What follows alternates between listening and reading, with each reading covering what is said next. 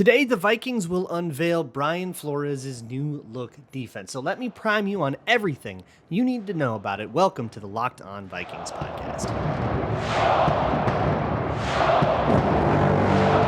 You like that on 3, 1, 2, 3, you like it! You are Locked On Vikings, your daily Minnesota Vikings podcast. Part of the Locked On Podcast Network, your team every day. What's up, everybody? Welcome to the Locked On Vikings podcast, part of the Locked On Podcast Network, your team every day. As always, I am your host, Luke Braun, and let's find some joy today. You can find the show wherever you find your favorite podcasts, whether it is a podcast listening app like SiriusXM, which we are partnered with now. You can also find us on Amazon Fire or Roku. Just download the Locked On Minnesota Sports app, or just on YouTube. Just search out Locked On Vikings wherever you like to listen to podcasts. Thank you so much to my hashtag everydayers, those of you who do listen to this show every single day. And by the way, you can find tonight's preseason game broadcast on SiriusXM. Today's episode is brought to you by Underdog Fantasy. Visit underdogfantasy.com or find them in the App Store and sign up with promo code Locked On to get your first deposit doubled up to $100. Today on the show is going to be a schemey one. After going to camp, and I'm back to my home, so back on the normal setup, should be done with those weird audio glitches from the rural internet. Apologies for those, but now that I've seen it in action, I can kind of make a little more sense with it. We kind of went back to some of the more academic stuff that I did over the offseason, trying to get a handle on the Brian Flores defensive system and the Belichick version of it, and what was different from the Zimmer version of it we saw for so many years. And now I feel like I can at least explain the blitzes to you in the most basic of terms. And this will be a great thing to have fresh in your mind watching the Seattle Seahawks preseason game. This is not going to be a time where you get to see a whole lot of Cousins or Danielle Hunter or Harrison Smith or Jefferson. The starter, if somebody has like a full-on hold on their starting job, they probably aren't playing. Even somebody like Jordan Addison, who is in a competition for wide receiver 2, is only probably going to play a little bit. It's going to mostly be depth guys. So instead, look, if you're like me and you're into the depth guys and you're into the position battle of it all, I love it, right? Like, let's do that. But if you are just kind of looking more for a preview of what the Vikings are going to look like, then this is going to be the episode for you, so that you can kind of see, okay, what does translate into the regular season? If we're not seeing any of the who, that is going to be, who will be playing in the regular season. We're not seeing the right people, but we will see the what. We'll see at least the sort of base version of everything Brian Flores does, the staples. And for Flores, the staples look a lot different from the staples that you are used to. Forgetting the Donatel year for a second, because we're going way closer to what Mike Zimmer ran. So we'll go kind of back to that. 4-3 and rush 4, right? 4-3 defense, rush 4. That was what we would always see. But the Flores blitzes it's a philosophy more than it is he just dials up, he just hits the aggressive button a lot. Brian Flores' defense, half of the time, will rush 5 just because the defense is built to rush 5. And it's not so much we're, bringing in a linebacker and we're blitzing someone unexpected. We have 5 defensive linemen out there in base personnel and they're all rushing. We're just not backing someone off into coverage all that often. Like Ed Donatel kind of always would have somebody backed off into some sort of quick landmark zone.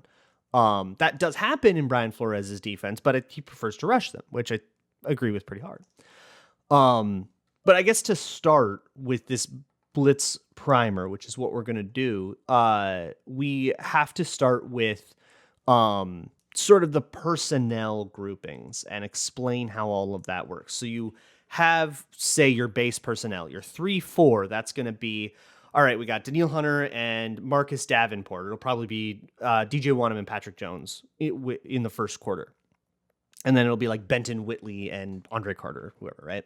And then you've got your 3 defensive linemen, your Dean Lowry, Harrison Phillips, and maybe Jonathan Bullard, maybe Kyrie's Tonga. There's some sort of rotation there depending on what the secondary is like. And that's kind of the way the personnel works. So there's your defensive line. And then if you're in base personnel, you got 2 linebackers. Those will be Asamoah and Hicks. And then your 4 defensive backs, your kind of classic 4. Bynum, Harrison Smith, Caleb Evans, and Byron Murphy. Those are all decided competitions. So that's your base. And then who you sub out, and in most 3-4s, you'll have a nickel where a defensive lineman will come off. Let's say that's Dean Lowry will come, or Kyrie's Tonga maybe will come off. You'll have Harrison Phillips and Dean Lowry, and then your 2 edge rushers, and it looks a lot more like a 4-3, and then a nickel cornerback comes on. In our case, it's Mekhi Blackman. It'll be, I think Jalen Williams is the one with the 2s. I think he's the one who's going to do it. I'm actually curious to see exactly how that rotation works. But the Flores thing has all sorts of different versions of this. So he's got his regular nickel package. And one thing that's important to recognize, remember how I was sort of mystified by all of the linebacker rotation that was happening in camp?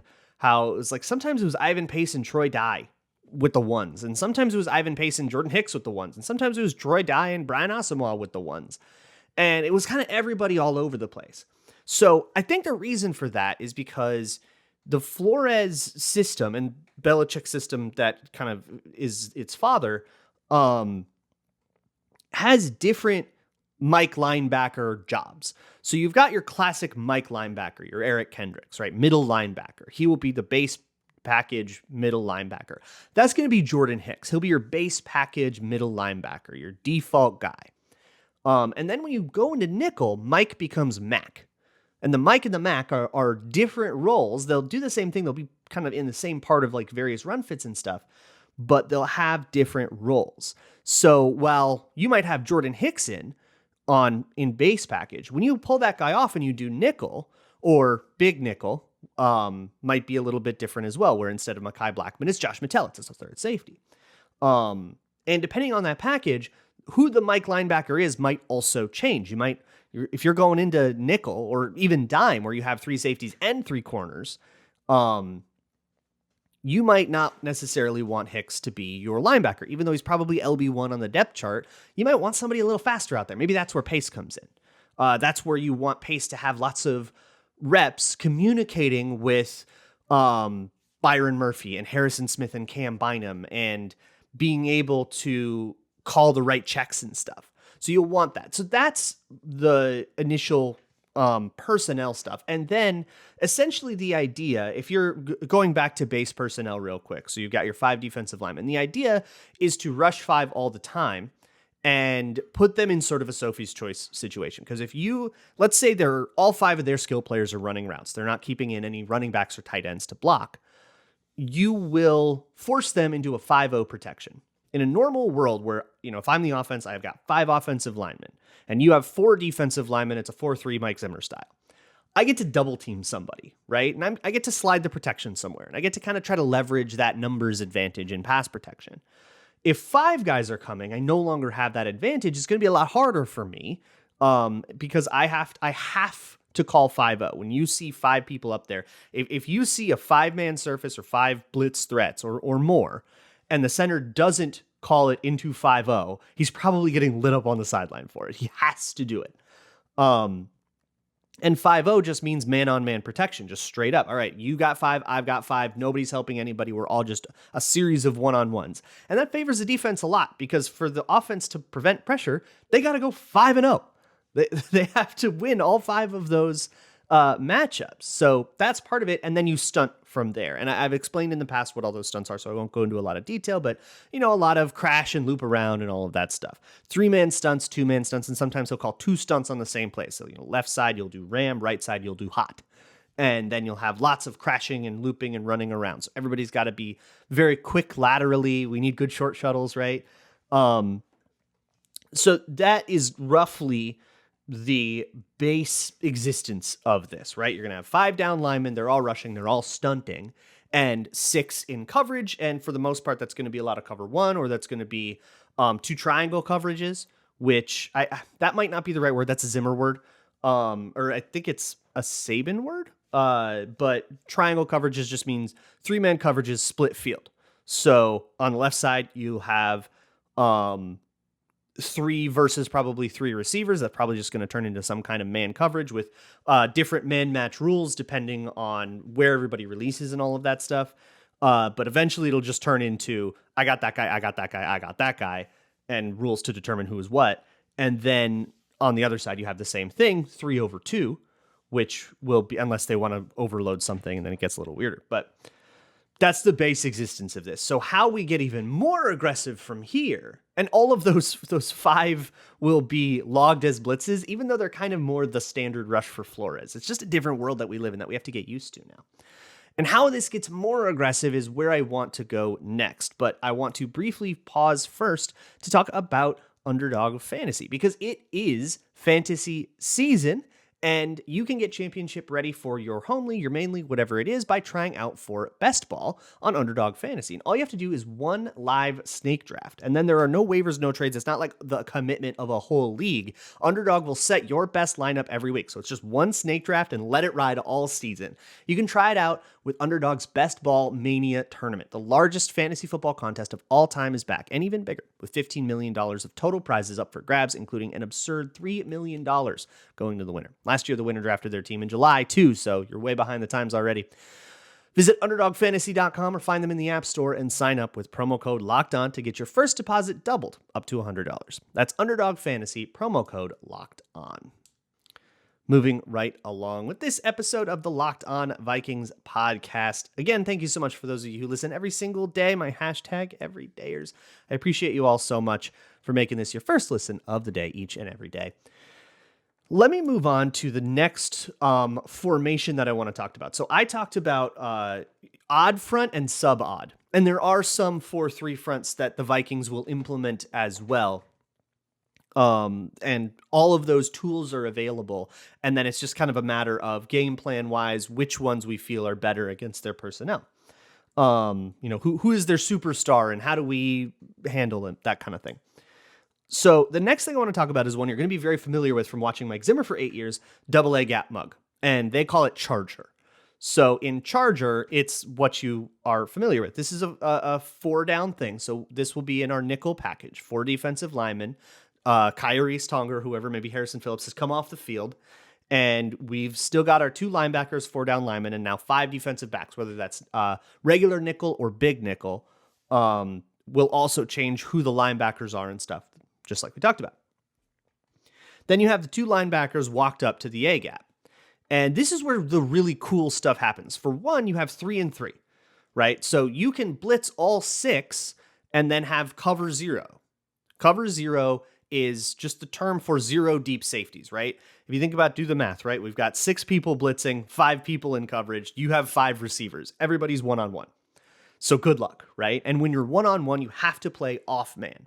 So when we were doing the draft, if you haven't been here all off season, welcome back for one.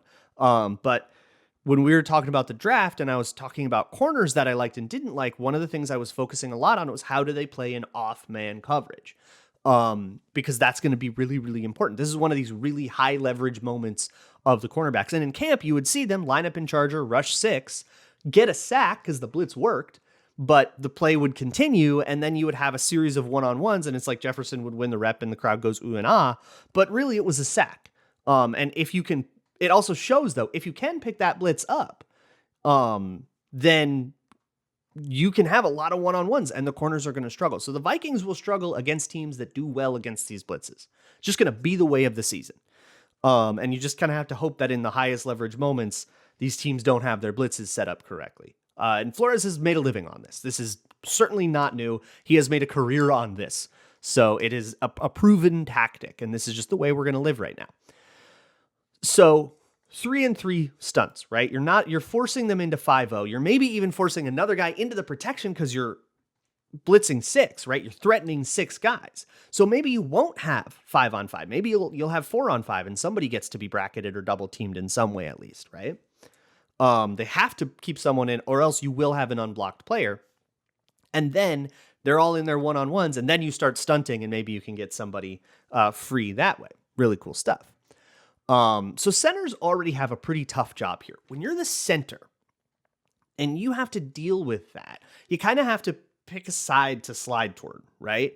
And sort of hope that the running back will pick something up. So one way to handle this, if there's 6 guys up on the line, whichever 6 they are, and let's say your running back is in pass protection, is just slide the whole protection to the right and leave the leftmost guy unblocked, and the running back will come grab the leftmost guy.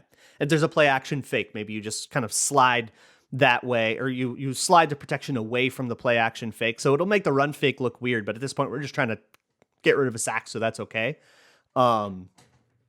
And then the running back will sort of abandon the fake and go block the backside guy, and hopefully you'll be able to hold up. Now, that's not a great matchup. I already like that as the defense, because now I've got Danielle Hunter on your running back. So it's not the best solution, but for understanding the basics of how protection rules work, let's say we're going with that. The way this works, let's say the Vikings aren't blitzing all 6. Right? Because they won't always do it. Let's say it's still a 5-man rush. So somebody's backing off into coverage, one of these linebackers. And let's say it's Asamoah and Pace, because we want both fast guys and we want guys to be able to back off into coverage, right? So which guy goes is going to depend on where the center goes. If the center looks at you, you drop into coverage. And if the center looks away from you, you blitz. So that gives this dynamicism to it where the center cannot be right. You force the center to call the wrong protection. And that's the cool beauty of this blitz, is you force the center into the wrong protection. And it's also you can kind of see the point of going, say you're in nickel and having a Mac in Ivan Pace instead of a Mike in Jordan Hicks. And I that's not necessarily the names that they'll give to those players. I'm just giving you an example. I don't actually know exactly who's they're going to have in their nickel and in their dime package and who the linebackers for what are going to be. It's actually going to be something we find out in this preseason game. But watch for Charger. Watch for that double A gap mug. You've seen it a million times, Barr and Kendricks. You know what I'm talking about. And they'll back off into coverage depending on where the center goes. So whatever way you slide it, you're sliding it toward a place where there's going to be fewer threats. It's the opposite of what the offensive linemen want, and you're forcing them into it. So that's what's really cool about that. And then again, we're not just going straight forward. We're always stunting through this. So you'll call Charger and then Ram you, and Ram left, you right. And so that will be a certain stunt on the left side, a certain stunt on the right side. And it will be dynamic and able to change depending on what happens. It's blitzes that form themselves fully only after the snap and forces the offense to declare. And you can run other blitzes from that too. For example, call an overload blitz, right? And again, simplicity's sake, you've got your 6 guys lined up, 4 D linemen, 2 A-gap linebackers. And let's say the 2 right side defensive linemen are going to back off into coverage. We're blitzing. That's not an ideal coverage thing. We've got some zone coverage called on the back, and we're only rushing 4, so we can call a full 7-man. Let's say it's just like cover 2 or whatever. Not ideal coverage personnel, but we're trying to get a pressure here, right? So we're trying to do something tricksy, and we're loading all 4 guys from one side. So let's say we're really blitzing from the defensive left side. So the offensive left tackle, Christian Darrison, Ezra Cleveland are not going to do anything on this play, because of the way that we're blitzing here. And we're just trying to disguise our intentions. So we have those 2 guys back off and we overload the blitz. They're going to have 3 linemen. You're going to have a center, a right guard, a right tackle versus our 4 blitzers, or our 4 rushers. Somebody's going to be unblocked, right? Unless they start bringing guys in to help with the protection, at which point we've kind of already won. And then you can apply that same dynamicism where which defensive lineman back off depends on where they slide the protection. If you're going to overload blitz, the offense can counter that by sliding the protection into it and saying, okay, everybody's coming from our right. Everyone just block one guy to the right and we'll just sort of shift everything over to meet you. But if you're going to do that away from the protection every time, sliding the protection actually exacerbates the problem now. So you took away their favorite solution to you. Again, you're forcing the center to be wrong. And then this all comes to a head when we add more guys on the line of scrimmage and make it even more complicated. And that's called Bengal. So plugging right along with this very X's and O's episode of the Locked On Vikings podcast, let me talk to you about Bengal. That is another formation, 8 guys on the line of scrimmage. So we bring all of the linebackers up and all of the defensive linemen up, and it'll be a base package thing. And then the rules are more complicated, but there's 2 parts of it that I want to go over. Again, you start calling stunts and stuff on those 8 people, but who rushes and who doesn't is, again, a dynamic thing. The same sides thing applies. If the center slides the protection to the left, the right guys blitz and the left guys back off. Now, which guys on the left blitz and which back off is determined by the second part I wanted to tell you about, which is if a running back and a tight end are in the protection, everybody blitzes. So if you max protect and you have all 5 linemen and your running back and your tight end into protect, you have 7 blockers. I will send all 8 blitzers so that I guarantee that I have an unblocked guy.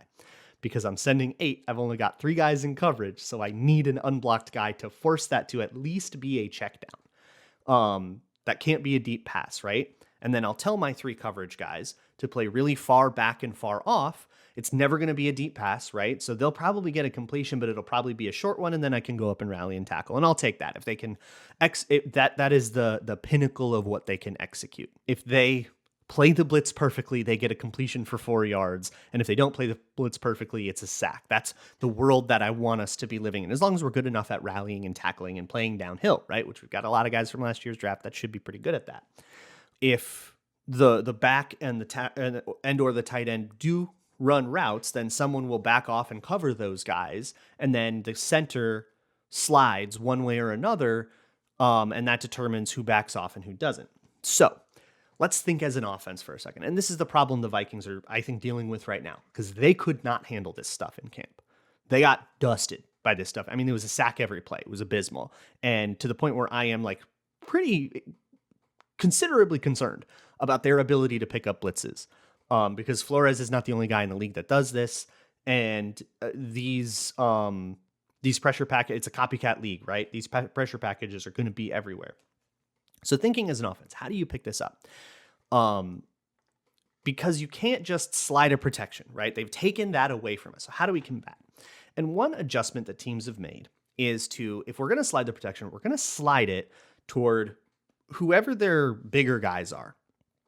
Because if I'm staring down Harrison Phillips on Garrett Bradbury one-on-one, I will slide the protection toward him because now he is going to block. He's going to back off into coverage.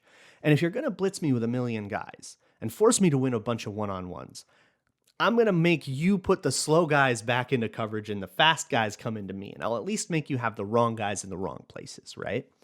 So if you see that a lot, if you go, man, I see Ivan Pace blitzing and I see Harrison Phillips back in coverage, what happened there? That's really the offense kind of dictating the terms and combating things in that way.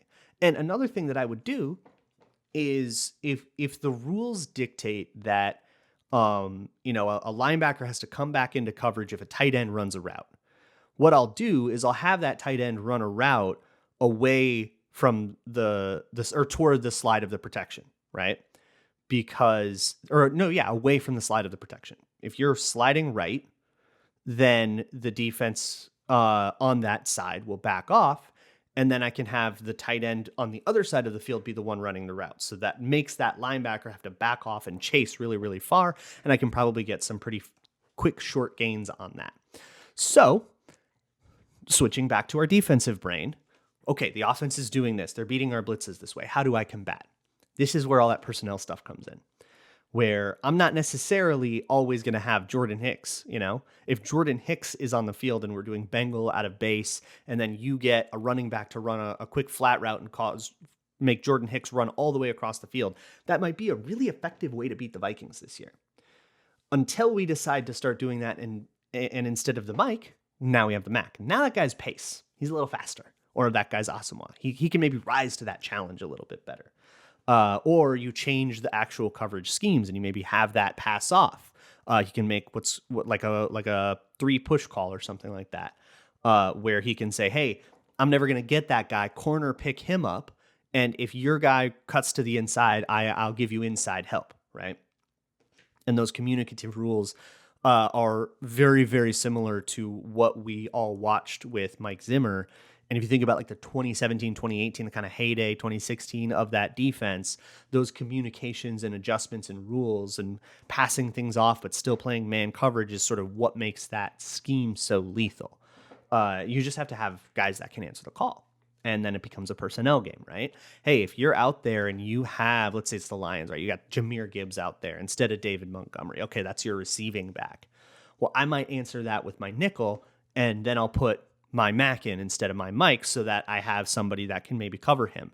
And I can have, Asamoah cover him, and I can have Ivan Pace be there to run out to the flat if you're trying to get cute on me. This is the sort of X's and O's game. This is the cat and mouse game that offensive coordinators and defensive coordinators will try to play all year. And I'm super, super fascinated to watch the very, very first iteration of it against the Seahawks. So here's what I want you to look for. Let's recap a little bit.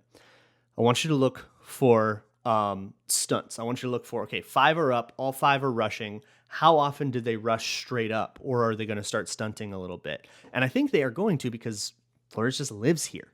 It's not a subversion. It's not a cute trick. It's not a we'll save these blitzes for a situation. He blitz 55% of the time if you count those 5-man rushes as blitzes. And there's an argument to kind of not really think about it that way because that's a standard rush.